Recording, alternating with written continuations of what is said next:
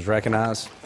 Mr. Speaker, I am happy to yield 3 minutes to the gentlelady from New York, another hardworking member of the House Financial Services Committee, Ms. Tenney. The gentlewoman from New York is recognized for 3 minutes. Thank you, Mr. Speaker and Mr. Chairman. And I just want to rise in support of H.R. 4293, the Stress Test Improvement Act, bipartisan legislation by my great colleague from New York, Mr. Zeldin.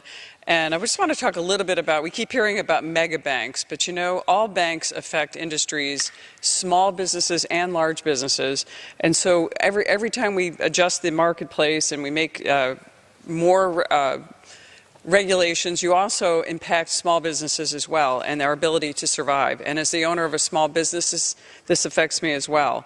But stress testing is an important tool that it can encourage the safety and soundness of an individual depository institution and the overall health of the banking system, including all banks across all sizes and sectors. However, the Federal Reserve has implemented its stress testing in a manner that imposes unnecessary burdens without providing proportionate benefits. This is especially true for smaller institutions for which the cost of this exercise is disproportionately burdensome, but it can also affect larger banks. H.R. 4293 would fix the tests so they can properly show smarter ways to strengthen a financial institution's planning. This legislation improves the Federal Reserve stress testing processes mandated by the Dodd-Frank Act by requiring a select group of banks or bank holding companies to conduct internal company-run stress tests once a year rather than run semi-annually. I want to thank again the gentleman from Mr. Zeldin for sponsoring this, as always, a bipartisan piece of legislation.